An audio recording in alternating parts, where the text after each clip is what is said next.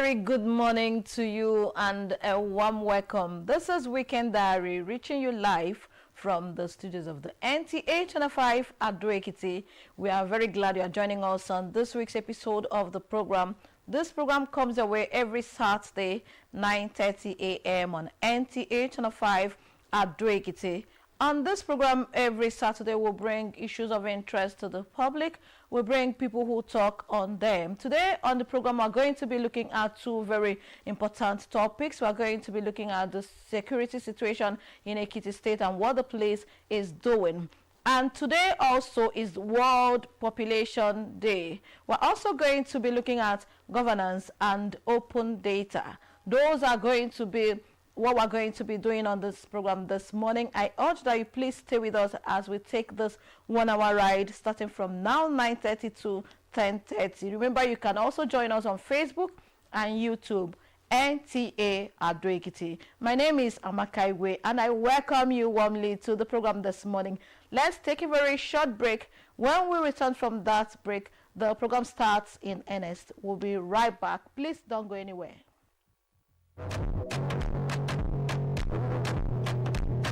Your favorite weekend breakfast show, Weekend Diary on NTA at Ekiti, your choice station, is now repackaged, repositioned, and reinvigorated to serve you better. Weekend Diary is informative, educative, and entertaining. It is out to add colors to your weekend. The captivating program comes up every Saturday, time 9:30 to 10:30 a.m. on NTA at Ekiti Channel 5. You can also join us on Star Times Channel 103 or on Facebook, NTA at Ekiti. For advertisement and sponsorship, please visit the Nigerian Television Authority in Ilawe Road at Ekiti. You can call Samuel on 0706-29705. Weekend Diary, your ever-pleasing weekend breakfast show.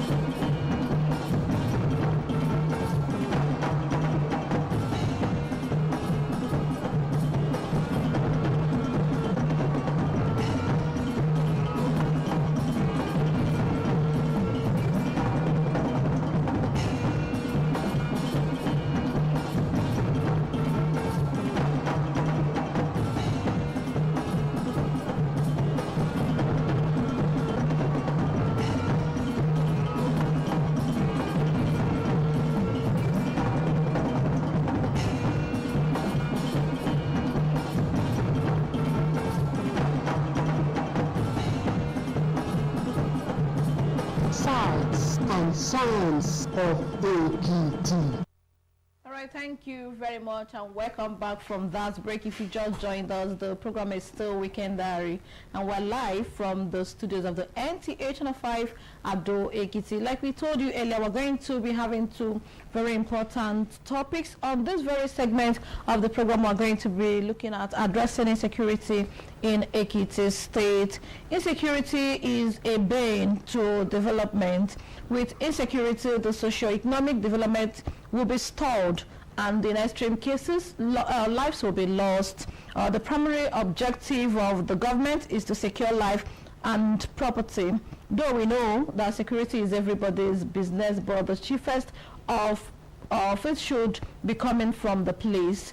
And now we have in the studios with us the police public relations officer from Ekiti State Command to tell us what's happening as regards to security in Ekiti State. It's my pleasure to introduce to you Mr. Sunday Abutu. You are welcome to the program, sir. Thank you very much. Good morning. Good morning, Madam. Maybe I remember my name. Good morning, NTA. Good morning, Ekiti people. Good morning, Nigeria. All right, okay. We are pleased to have you on the program. Thank you very much. I'm okay. glad to be here as well.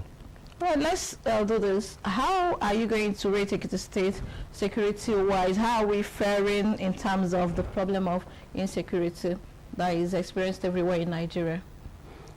Are we exempted? Thank you very much. Thank you for that question, and I'm glad to be here once again. As I said earlier, you asked of how we are faring. I don't think I need to rate myself or rate the command in which I believe. I belong. The people, the judgment is left for the people to do that aspect. However, Lizard said when it's fought, if you don't praise it will praise itself or something like that. I think we are doing very well. We are not doing badly when it comes to security or securing lives and property of the good people of Ekiti State. Ekiti State is rated. I was not the one who rated, or the command was not the one who brought out that rating. That the command, or the state, is the most peaceful state in this country, and the record is there. The record is there for everybody to see. We have done this not by power, not by might. Somebody is paying that price. We are working, the security operatives are working around the clock with the support of the government, with the support of the good-spirited members of the public. We are achieving all this. So how are we faring? We are faring well. All right, thank you very much. Okay, let's talk about the kidnapping that is a recurrent issue, security challenging in Nigeria. How are we faring as regards to this, knowing that recently we had an issue of kidnapping? Even recently, we're also happy and glad that they were rescued. So how are we faring in this regard? Thank you very much. The kidnapping, insecurity generally, it's not, I don't think it's a Ekiti thing. It's not a Nigeria thing. It's a global issue, and that is why we have security operatives on ground to take action, either before those incidents occur, during the occurrence, and after the occurrence.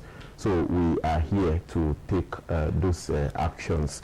So insecurity, it's a global thing, and it's a face. The issue of kidnapping is a face. Of course, we know there was a time in this country, for instance, where armed robbery, bank robbery was a big business for the men in the other world. But at a point, we were able to get their tactics, we were able to suppress that, and you hardly hear of bank robbery.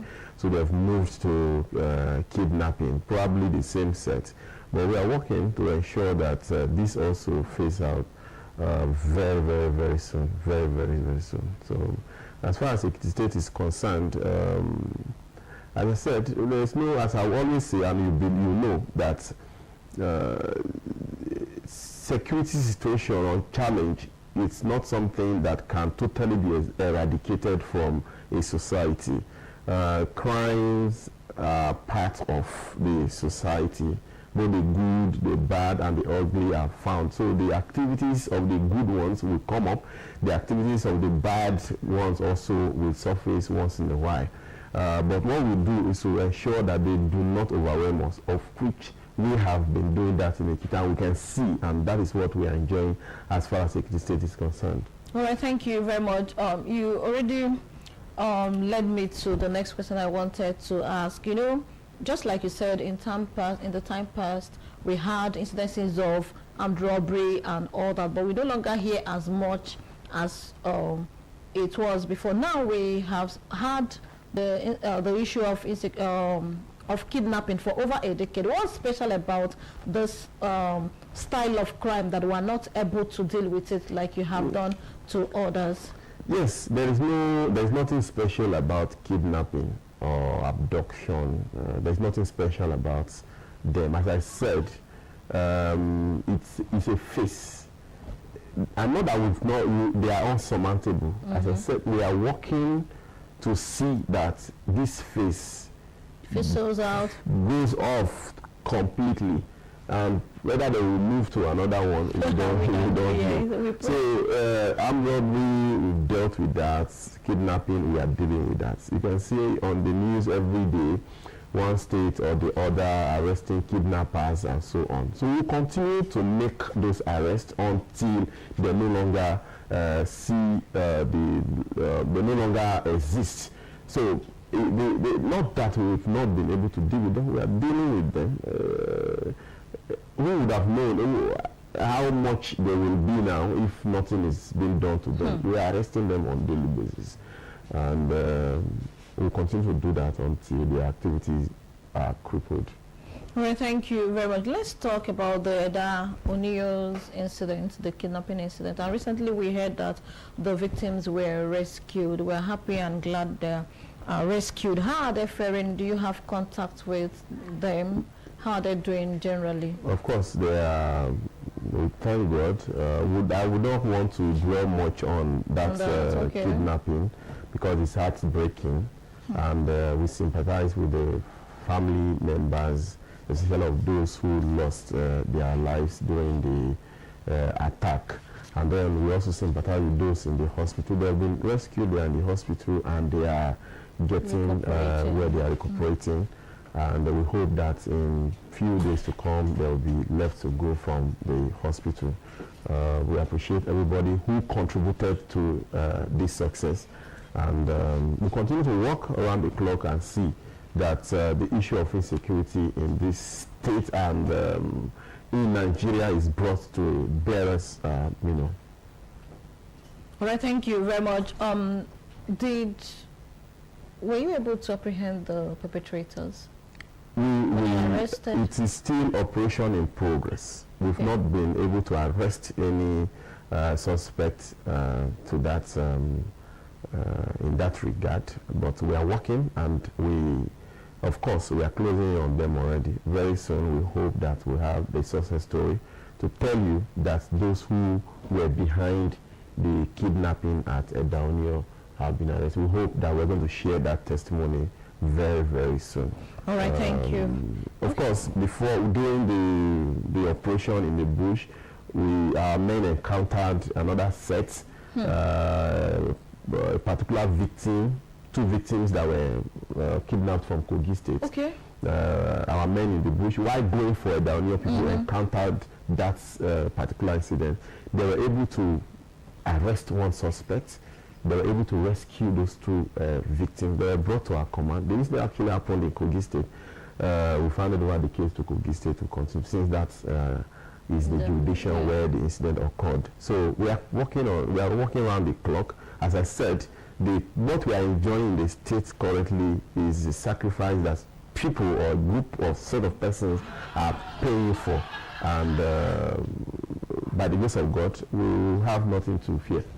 All right, thank you. I know someone who is watching might be asking, why did it take that long for you to launch the attack that eventually led to the rescue of the victims? Is it something you would want to talk about? As I said, I wouldn't want to be talking much on that incident. But the good thing there is they were kidnapped at a point and they were rescued at a point. The long time may be something that I will not want to share with you. There are so many things that are involved. You are on this side, and I'm on this side. I know what it took us to do this, and I know what it takes to rescue a kidnapper. I mean a victim, especially when you don't want the victim to fall, you don't want to lose the victim. There are so many steps, so many stages, and then you have to keep gathering intelligence, keep closing in, keep following them until they are finally rescued. So sometimes it takes a moment, sometimes it takes some time, sometimes, but the good thing is they were kidnapped and they were rescued. All right, thank you very much. And we wish them quick recovery. Now let's talk about the EFCC. The office that was launched in Ekiti. There are insinuations that Yahoo boys are leaving Ekiti en masse. What's your reaction on this, and what's the connection to the job of the police, especially as it has to do with maintaining law and order in Ekiti State? Yes, thank you very much. So what's the connection? Of course, all the security agencies in the state, we are working in synergy. We are working together. We are like the parts of the body, the eyes, the nose. We are all working for the benefit of the entire body. So we are all agencies created by the federal government and working for a common goal to reduce crime in the society. So the issue of EFCC being around, and then some persons are running. Yes, these are rumors. We have personally heard. But the fact is, if you don't have any cockroach in your cupboard, you don't need to fear. If you don't have anything fishy that you are involved in, you don't need to fear. Somebody comes to ask you, what are you doing for a living, or why is this A, why is it not B? You have to explain why it is A and it's not B.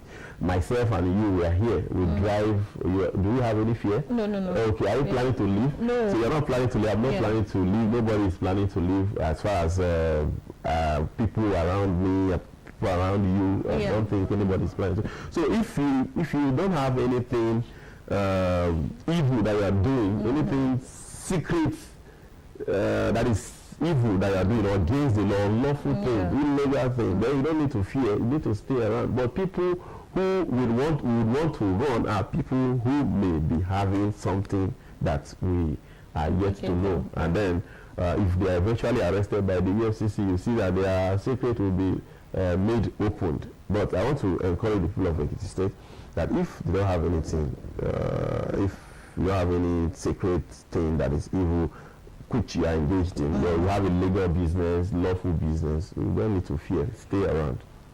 All right, thank you. I'm glad you said you also heard it. Does this also mean that there will be reduced rates in crime?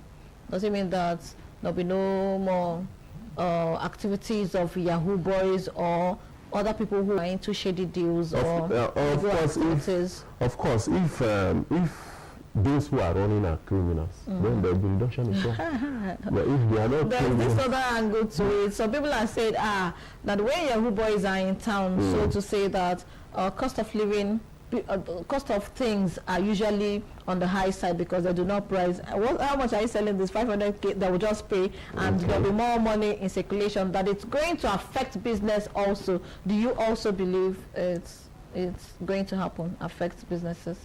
I live in town. In as much as I would want to believe that, I don't want to totally believe that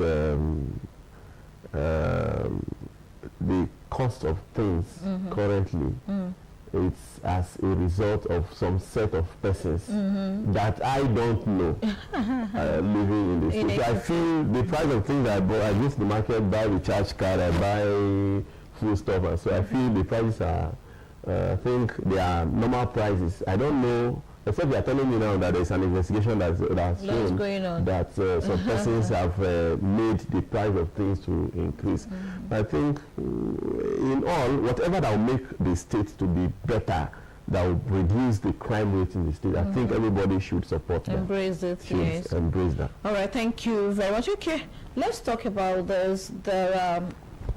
On some occasions, security agencies will come to say, we have rescued, we have done this, we have apprehended this. Then some other persons in some quarters will be saying that, most especially when it has to do with maybe kidnapped victims who are rescued, people will be saying that it was actually not the police or the security agencies, that maybe out of sheer providence or something happened or the person ran away and all that. So how do we manage this narrative so that we don't take your credit away, and we also do not give false information to people out there? I think this is something we have experienced over time, where we push out our successes and then people tend to disbelieve or play down on them. But each time there is a bad narrative against us, people tend to believe it. So we are used to that already. So if you choose to believe, if there is A report, there is B report, it's left for you to believe the one you wish to believe. But to us, whatever we do, we make them known. irrespective of who is going to believe that or not. But we are used to people not believing in our, some persons not believing in our successes.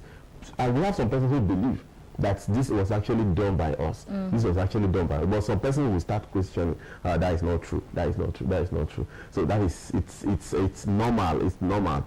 And we've come to stay with it, to believe, to accept that. That is our faith already. But let the people learn or choose to believe us.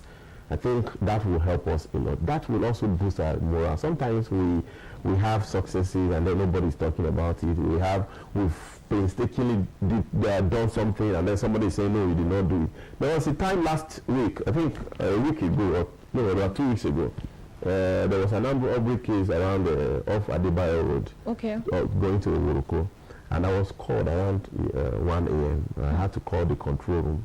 Our men were activated. They had to go there. Before they came there, they've already robbed the about 2 or 3 victims, took their motorcycles away, forced them to transfer money over 8 million to their accounts, took other things, and they were heading out. Their people had to give them a chase up to Ijero, Ekiti. You know how far from Ado here to Ijero?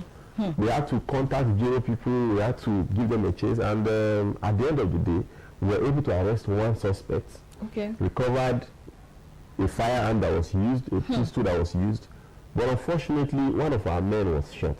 Wow. He has been in critical condition. I think about 2-3 days ago, he was moved from emergency ward to recovery ward. These are things that we do, that even when we push out, nobody wants to talk about it.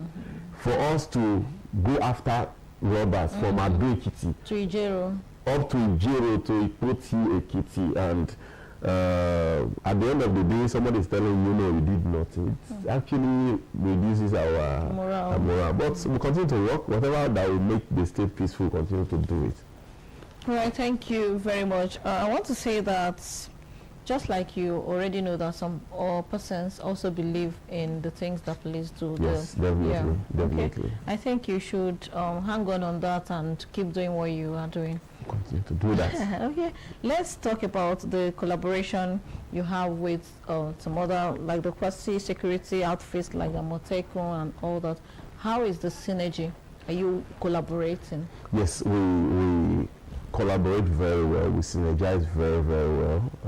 The conventional security outfits, the police, the military, the DSS, civil defense, and other security agencies, we have good synergy. Okay. We work together.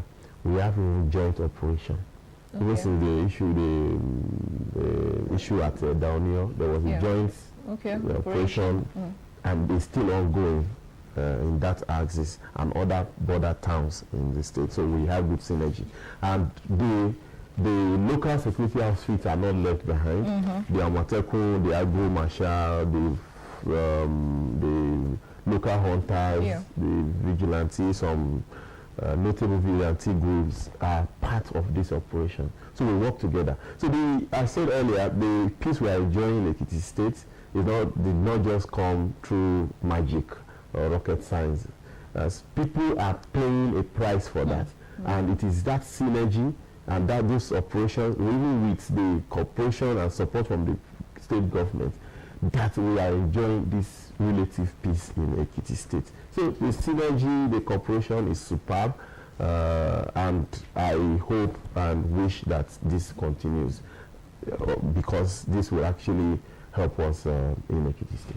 All right, thank you very much. Okay, now that I am aware that there's good rapport between the police, other security agencies, and the quasi outfit, security outfit, let's talk about the state police.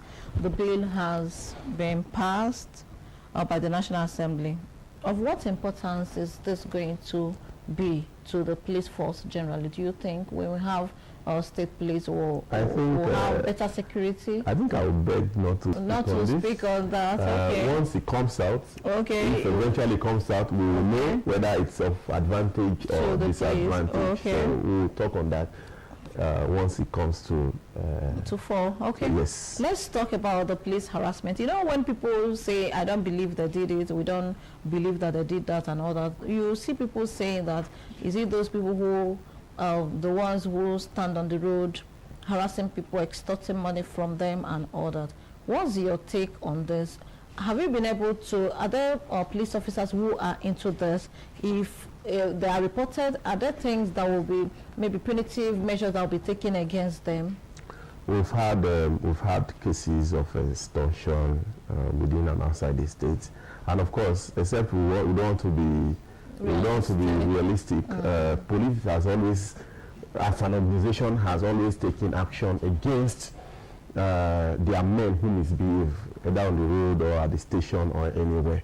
If anybody misbehaves and there are evidence to that, there is no way the person will be spared. The person will be made to pass through on the room trial or pass through disciplinary action, and where there is need for dismissal, that will be done. If it is reduction in rank, he is able to charge to courts.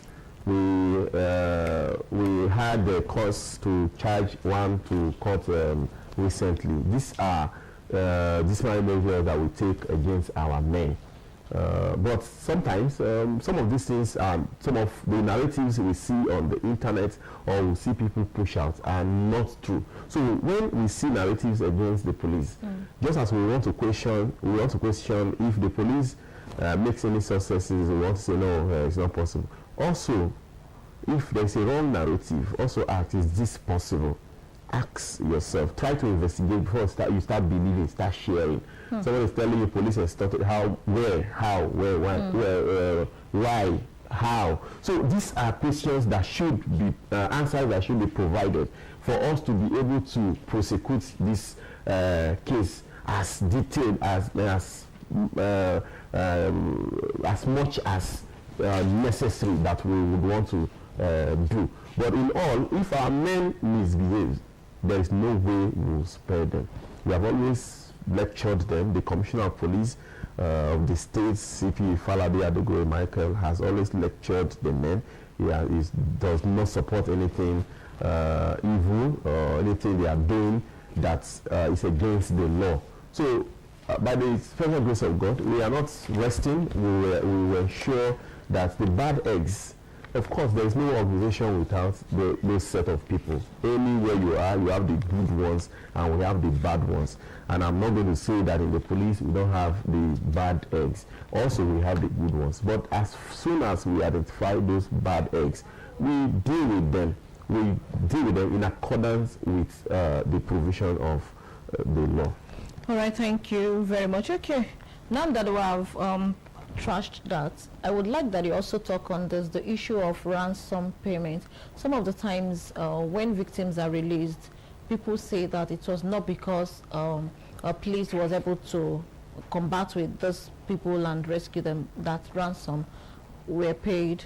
Is that always the truth? As I said, people sometimes don't believe what we push out. We say there is a rescue, you say it's not possible.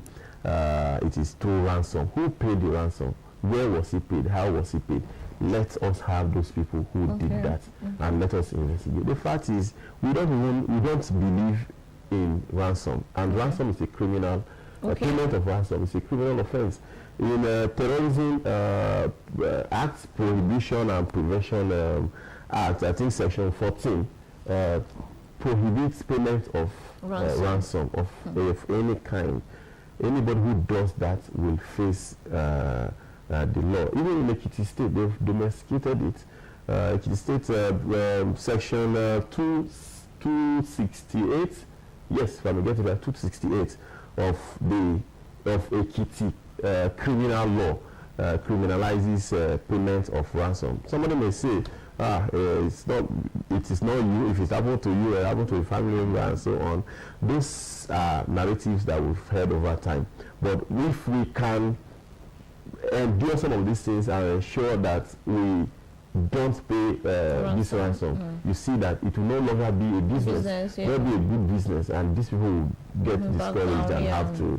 So, but in all, we will always do our best to see that victims of kidnapping are rescued, and whatever we do will make you to know. It is left for the people to believe. You know, it's let me not even say some things, but I want people to just believe us. All right, thank you very much. Before I let you go, regarding to Ekiti State, do we have flashpoints or volatile areas that people should be wary of as regards banditry and insecurity? Are there places we should not? Generally, we should be security conscious. Anywhere can be a flashpoint.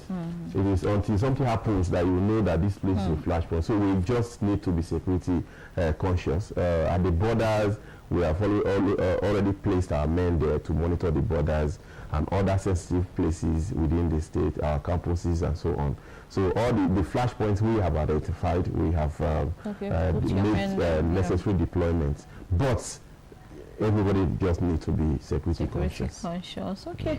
Thank you very much. I want to sincerely thank you, Mr. Sunday Abutu, the PPRO Police Command, Ekiti State Police Command. Yes. Okay. Thank you very much for coming on Weekend Diary. We do sincerely appreciate your coming. Thank you very much. Thank you very much.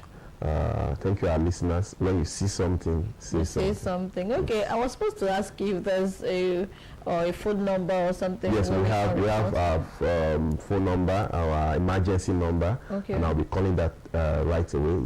080 62 33 5577 080 62 33 5577. Once you see anything suspicious or anything, just call that number. They will respond immediately. All right. Okay, thank you very much. And I think the number is easy to even cram. 08062335577. All right, thank you very much once again. Thank you very much. All right. Thank you very much. We also want to extend our appreciation to the security operatives in Oyo for the release of the kidnapped pupils and the teachers. Right now, we would take a very short break. When we return from that break, you'll be meeting with our next guest on the program as we'll discuss open data and governance, as today is World Population Day. Please don't go anywhere. We'll be right back. Your favorite weekend breakfast show, Weekend Diary on NTA at Ekiti, your choice station, is now repackaged, repositioned, and reinvigorated to serve you better. Weekend Diary is informative, educative, and entertaining. It is out to add colors to your weekend. The captivating program comes up every Saturday. Time 9:30 to 10:30 a.m. on NTA at Ekiti, Channel 5. You can also join us on Start Times, Channel 103, or on Facebook, NTA at Ekiti. For advertisement and sponsorship, please visit the Nigerian Television Authority in Ilawe Road at Ekiti. You can call Samuel on 0706-29705. Weekend Diary, your ever-pleasing weekend breakfast show. All right, welcome back from that break. If you just joined, the program is Weekend Diary, and we're live from the studios of the NTA Channel 5 at Ekiti. On this segment of the program, we're going to be looking at open data and governance. Today being World Population Day, it is a moment to reflect on the people behind the numbers. We have always had people quote that we are over 200 million. We have always had people say, okay, this number of people registered for a certain program of the government and the other. How are we using these numbers to reflect on the development, or are these numbers equivalent to the development we have experienced so far? We have with us in the studios to talk on this all-important topic, open data and governance. We have with us AY Nigeria. AY Nigeria is a creative. He is also a public affairs analyst. AY Nigeria's full name is Ayodele Ayo Akonde. Those that don't know his full name, it's a privilege for you that I'm telling you his real name, Ayodele Ayo Akonde. It's good to see you on the program. It's great to be here again. Yeah. All right. Okay. We are talking open data and governance. I would like that you tell us what open data, what does, when we say open data, what does this mean? Okay, so I mean, it's a simple term. Open data is data, information that is open, that can be analyzed, that can be criticized, that can be reused for governance. That's open data. And it is important because when we talk about sectors like health, agriculture, and we look at the economy itself, we cannot do anything drastic. Government cannot move anything forward, and we cannot measure impact. We can't even accurately measure what the problem is, let alone even the impact without data. So open data is information, data by government, especially when it comes to the policies and projects and implementations, that is open, that is reusable, you can critique it. That's what open data is. All right, thank you very much. Let's also look at the link between access to open data and improved public service. How does this help us? Okay, so open data and public service or governance, there's a huge link. Just like I said, you cannot carry out projects. How does the nation or Nigeria, for instance, or let's say Ekiti State, plan to eradicate poverty? Just as an example, if they don't know the number of people living in poverty, poor, yeah, how do they want to help fix or boost the face of the health sector if they don't know? Let me even bring it down very to the granular level. Okay. Children are dying, or reported cases of children dying of malaria, for instance.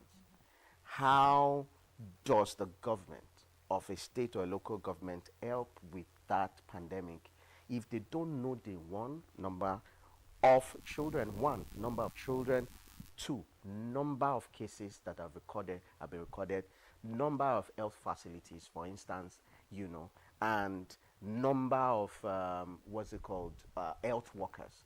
Because if you put this data beside each other, I'm using the health sector as an example, you can now begin to analyze the trends and even notice the gap, because most times the gap is usually what leads to the endemic part of curtailing a pandemic. So it's important that if a serious government, wants to tackle or deliver good governance to their citizen, open data is very, very important, and that's the link between open data and governance. Okay, all right, let's do it the other way around. If the citizens are aware of a certain data, how would it help them to ask? That question is very important too, and thank you for asking it, because that's the balance. Yeah. The reason why the data is open is not for just opening sake. It's not for government. It is for the citizens. And that's why I said it is data from government that is open, that you can analyze, or you can critique, and you can use. Who is analyzing it? The public, the citizens. Who is criticizing it? It is the populace, the people. Who is reusing it? It's the populace and the people. Sometimes the government, to announce to the people, some of the deliverables of governance. So it is the responsibility of the citizens to use the data that is available. But the big question here, the masquerade in the room, is how much of data do we have in the open? I'm asking you. Oh, well. Because that would have been my next question. Now you have raised it as a rhetoric. I am asking you now. Let me take the conversation from this. There is a Freedom of Information Act that any citizen, and I say again, any citizen can enact or use to request for information.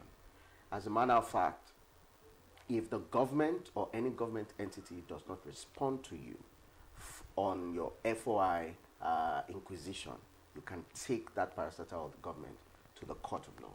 I don't think the Nigerians are aware. Well. You can repeat that again. I know that many Nigerians do not know. The Freedom of Information Act, empowers a Nigerian, any Nigerian, to ask any system or arm of government to release an information about any of their policies, any, whether they're doing contracts. As a matter of fact, it also helps with some level of transparency. I'll give a practical example. For instance, most community projects go as little as road reconstruction, rehabilitation, or construction, pipe bomb water, when they're fixing it, even street lights. You see, there's usually a board, green board, that has maybe like Federal Ministry of Works or State Ministry of Works, if it's approved by either the state or the federal, and they write the name of the contractor on it. I don't know if people pay attention to it, yes. Right? Write the name of the contractor, write the date of commencement of the contract or the project, write the expected date of delivery, write the address, write, in some cases you even have like pictures, of what, for instance, a prototype of it, a model, of what, for instance, we are building a city hall, or they're building a sports center or an health facility. You see the model of that picture put there so that people can see. It is the freedom of information that has even mandated government and arms of government, down to even private contractors to ensure that they are transparent. So what it does is transparency, right? So the Freedom of Information Act, any citizen can use that tool to inquire from any arm of government, and you have the power to take them to court if they do not. For instance, the government says they have an agricultural empowerment program, and they have, for instance, subsidized tools down from the cutlass and all of this, and fertilizers, and even tractors, or maybe like, for instance, tractorization projects, right? And they have a gazette figure, a number for it. You can use the FOI Act to ask the Ministry of Agri, ask them what is the allotted budget for this? What is the allotted number for this? Number of farmers for this? You understand? To reach, And you can even ask them how they intend to. And they have, the onus is on them to reply you. And if they don't reply you, you can take them to the law court. And we have agencies, private agencies, non-governmental organizations, not to mention any name, but there's one that is constantly dragging the federal government to the court of law, always in the news, for dragging because they are consistently using the FOI Act, which, is live and active. So a lot of citizens do not engage government. And to be fair, it is, I'll have to speak from this before we even start pointing fingers at governments, right? A lot of our citizens are not aware of the power they have.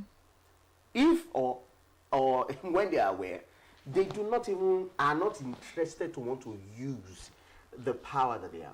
I'm sure that in this description now, a lot of people now have realized, oh, that board that is always by the road, that doing project, this that's what it meant for, Because you never really asked. You really didn't even care so much, right? Our interest is not to even follow what government is doing. And I've been on both sides of the divide. And I can tell for a fact that if we want to have a better government, we as citizens must begin to pay attention to data. We have to begin to pay attention to available data out there. It's not, I'm not going to come here to say that data is not available. I'll be wrong, right? There are state governments, or for instance, the state governments today through BPP consistently puts out data on projects. Contractors that are actively engaging with the state governments can confirm this. You can tell when a government wants to do a job. As basic as the suburb contracts and all this major jobs. You can tell because the government calls, open call for bidding. But a lot of people don't know where to look and how to access this information. Even the budgetary allocation. Now let's scale it up to major social impacting things. Budgetary allocation for a state. Do you know that, at least I know of Ekiti today, which is one of the top in open data governance and transparency in Nigeria. I think it's number one, right? they release the statement of everybody. That's why we have news outlets who are consistently out of misinformation, dragging the state government, saying they have apportioned maybe 100 million for the governor's kitchen. How did they get that information if it's not in the open? Wow.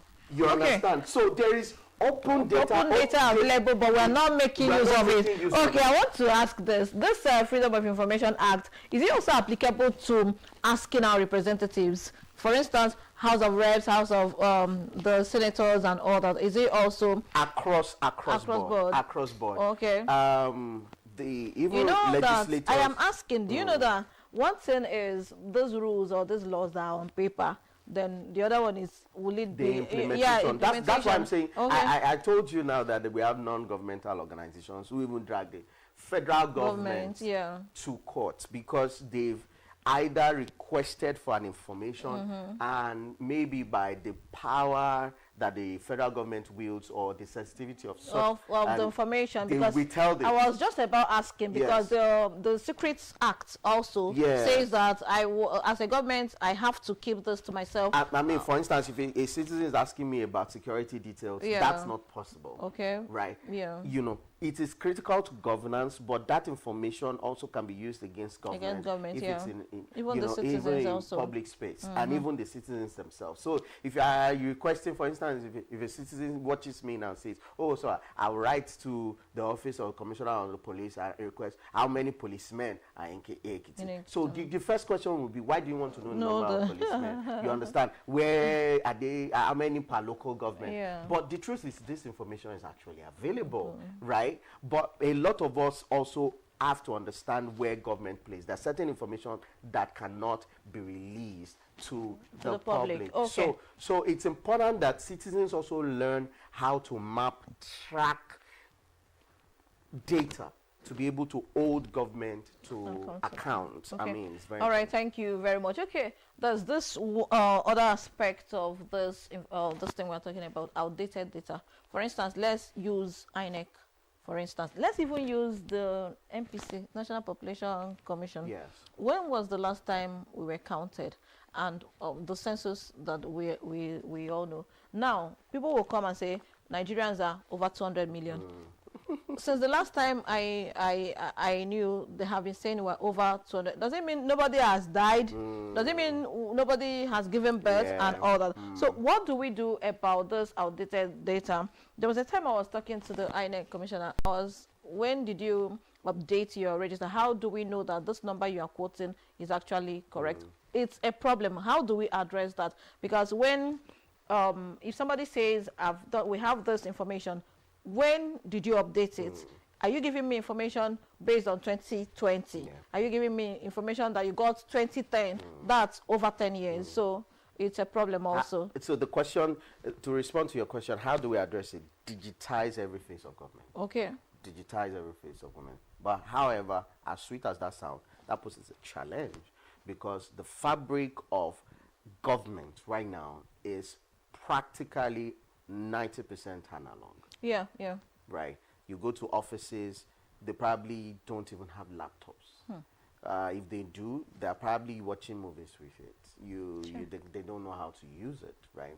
You have officers and civil servants, with all due respect, who don't have the knowledge, prerequisite knowledge, to be able to handle this. The basic even tools of Excel, Microsoft Word, and all these other tools. So how do you then improve the face of governance if the structure of governance itself is largely analog?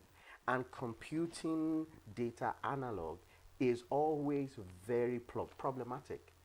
Advanced countries, for instance, if I step into the US today, I have, especially whether as a visitor or as a resident, they have your data, I have a social security number, right, that is imputed into the system.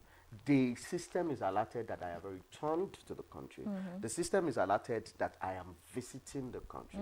And they can track me. When I get out of the country, the system says I've checked out of the country, right? And then when I come in, it adds to the number of data about the population that they have at the moment. You know, so there's no guesswork, right? If we continue to run government on guess information, our policies and our impact will not be felt. I used health as an example the other time. How many children are born every month in Ekiti State? Do we have such data? I think right now they have a dashboard, let me, to be fair, because I have that information. As much as I was criticizing this thing. Okay, that's when it happens available in government hospitals. Yes. So yes, all other births outside government hospitals will not be captured. But I think that they're making plans right now. I'm sure they're making plans right now because it's a dashboard to ensure that private health institutions also adopt it so that you can automatically, because there is no reason why a child is born in Ekiti and does not instantly have a birth certificate. Anybody who has given birth in Ekiti can attest to that, or even in Nigeria.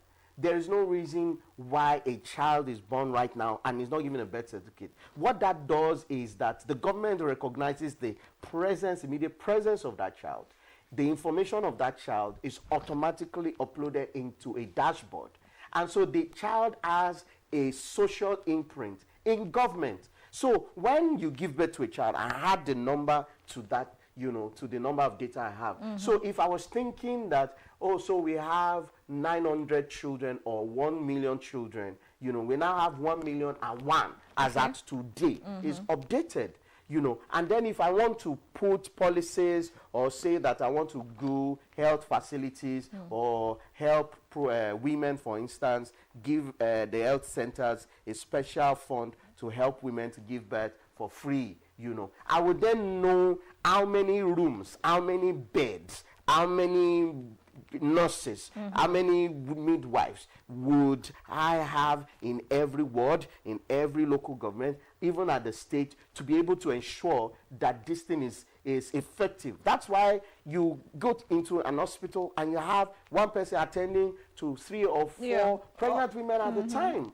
The delay in that, the stress of that, on the patient themselves, the harm it causes to the child, because we do not have the accurate information today. How many doctors are in Ekiti right now, state and private? How many registered nurses are within the health sector in Ekiti, state and private? What is the gap? How many are we in Ekiti? They say we are 3 million as at the last population. Is that accurate? How would I know how much doctor, or for instance, how much doctors do I need to attend to one person? Because you see funny statistics that people release online, that with the mass movement of medical practitioners outside Nigeria, into other countries, I've seen funny statistics that says it leaves us with a number of maybe like 4, one doctor to about maybe like 5 patients or 10 patients, which is stressing.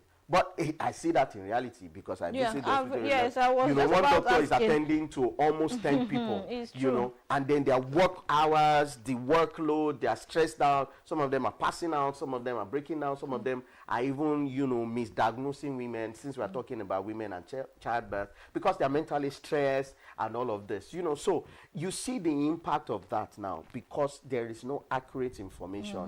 Now we now have a problem that we can't tackle. And no matter how passionate we are about wanting to improve things, without accurate data, nothing can work. Digitize the entire system. So while we're on our way to digitizing, let's start changing the scope, how information is gathered. What are the prerequisite skills, technical skills that is needed by the people. When we talk about technical skills, let's also talk about policies to strengthen this. Do you have any idea? Data governance policies. Okay. We already have the Freedom of Information Act, data governance policies across. But Nigeria is not bereft of policies. We have a lot. We have a lot of them. It's the implementation and the usage. Nigerians have a lot of powerful laws that they are not aware of, and I think that the onus is on us as citizens to find out, right? So I say I have this conversation with a couple of my friends, especially when we play politics sometimes, and I say that, there is no strong opposition in Nigeria. Sorry to be digressing. And I said that because I said if we have serious opposition in Nigeria, we'll be having issue-based conversations. Yeah, not We will not be sentimental and attacking all this. It's not issue-based. For instance, you are empowering, the government says you have empowered 100 million youths with technical skills. Please, can we see the data? You understand? Who are they? In which local government? Yeah, how has it even reflected to development? Before we even say reflected, that one will take time, right? How are they disproportioned to all the geopolitical zones? Because before you know it now, for instance, just for an example, Kogi State might now have more masons than Ekiti State. Are we saying that we do not need masons here? Because of the disproportionate empowerment in technical skills that were given to regions, right? You can now begin to have technical. There is no government that has active engagement on government issues and data. That will not change. Because if I come to tell you that your project is not effective, and I'm not sentimental about it, you have fixed 200 roads, right? How many roads do we have in Ekiti State? And then you put that percentage, I put it before you, I put that percentage and I extrapolate and say, maybe that's only 2% of the 100% of the road. It shows that you've not done well. I don't even need to say it. You just know. And everybody will want to adjust. I think you will have to come back so that we'll continue with this conversation, because I don't think we have really scratched the surface at all. There's more to talk about. I think you will have to come back so that we can continue with the conversation. But now we just have to go. Our time is fast spent already. Oh, so fast. Thank you very much. I want to sincerely thank you, Ayodele Ayo Akonde, AY Nigeria. Thank you very much for coming on Weekend. Thank you. All right, okay. And that will be much we'll be able to take on this week's episode of Weekend Diary. Remember, you can watch the previous episode or even today's episode on Facebook and YouTube, NTA Ado-Ekiti. My name is Amaka Igwe. Let's do this again next week, Saturday, 9:30 a.m. Goodbye. Happy weekend.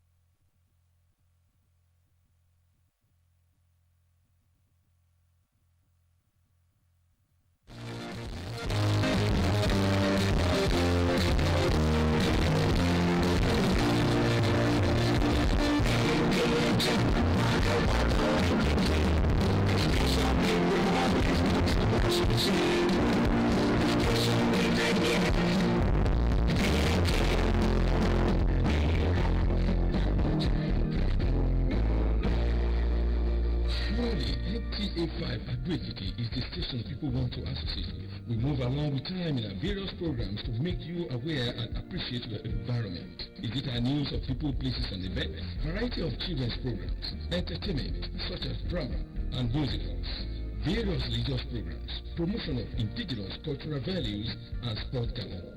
Name it, NTA 5 Ado-Ekiti is the station for you. Come today, patronize us. NTA Ado-Ekiti, your choice station.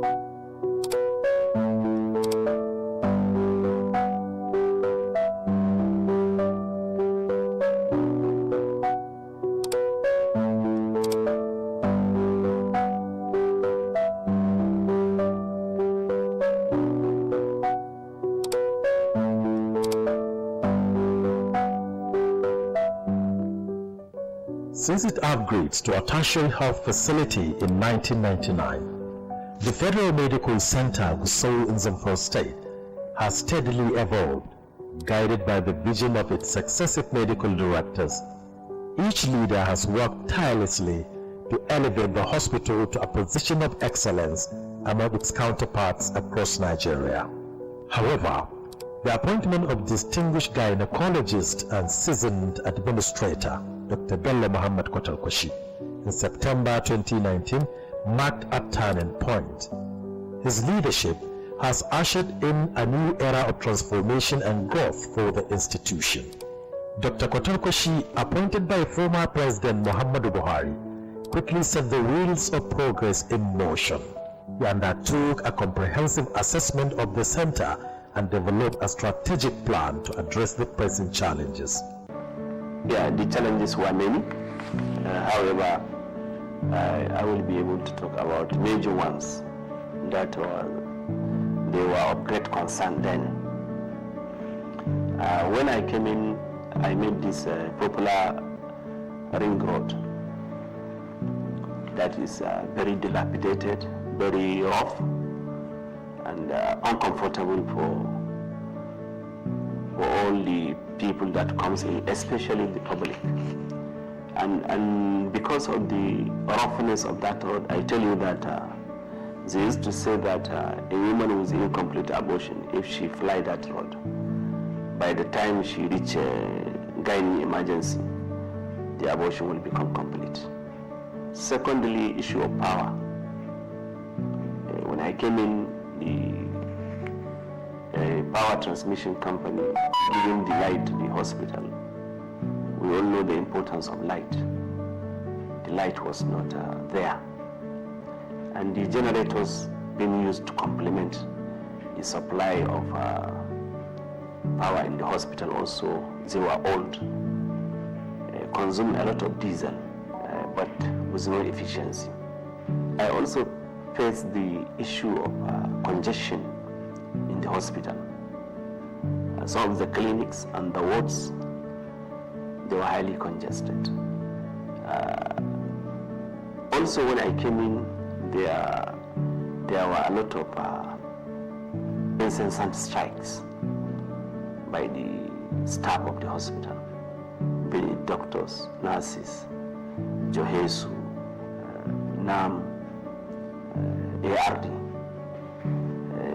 For many of the times, people used to call FMC Gusau was synonymous to strike. Over the past 5 years, Dr. Kotalkoshi has spearheaded an unprecedented infrastructural revolution. His leadership has seen the construction, equipping, and furnishing of critical facilities, including the National Health Insurance Scheme Complex, Health Information Management Department, Physiotherapy Department, Pediatric Surgical Ward, CT Scan and Angiography and MRI suites, House Officers' Quarters, 100-bed mother and baby care maternity complex. These developments are a testament to Dr. Kotalkoshi's commitment to creating a conducive environment for both staff and patients in the hospital. To the issue of power, I call on the power distribution company. We sat down and I told them that I need light in the hospital, not less than 20 hours per day. Considering the services given, the theaters, surgeons are operating, the labor room, people are delivering, children are sick. We need light, we need power in order to power the equipment, in order for the surgeons to operate in a conducive atmosphere. And most of the equipment also, they need light. And when you look at the critical areas such as emergency areas, intensive care unit, neonatal unit, these are areas that you cannot afford not to have light. Because there are always premature deliveries, babies in the incubators, they need light. And I sat down with them and I told them we need a light. And the light has to be improved. And I assured them my commitment that every end of the month I will make sure that I give the issue of their bills a priority. And I tell you, they give us light not less than 18 hours in a day. In terms of the issue of the generators also, in order to complement, we all know the issue of light in this country. We have to go and get new generators. We got about 3 new generators. One is 1000 kVA, the second one is 500 kVA, and the third one is 400 kVA. With these two sources complementing each other, I tell you that we had a stable light up to this moment in these great institutions. And that has given us a lot of conducive atmosphere to give the best to our patient in this our dear state. The issue of the ring road also, I had to think outside the box. The little ceiling we have for the budget cannot be enough. So I have to go and see how we can be able to get someone from outside to come and tar the road. And God in His infinite mercy, I was able to meet a politician from the state in Abuja, and I told him that I need one thing from him, and that is a ring road. And he promised me, and he fulfilled the promise.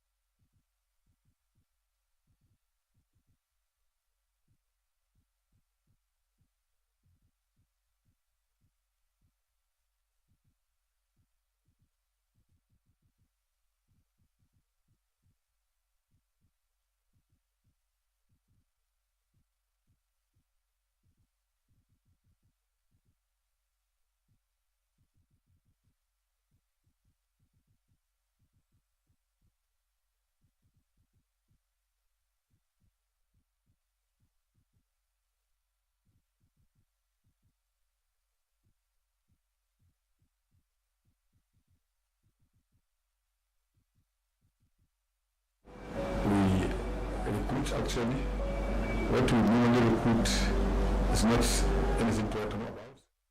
It takes time before we do it. Which is resilience.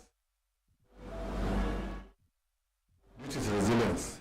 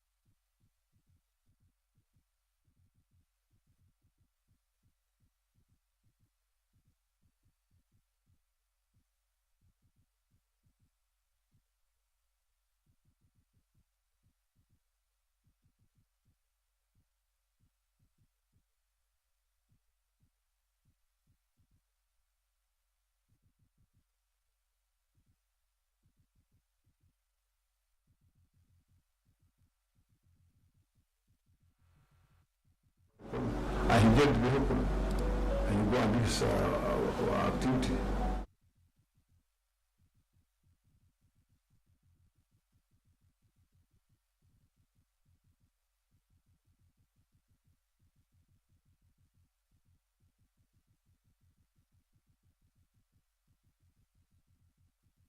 So he drastically eliminated the issue of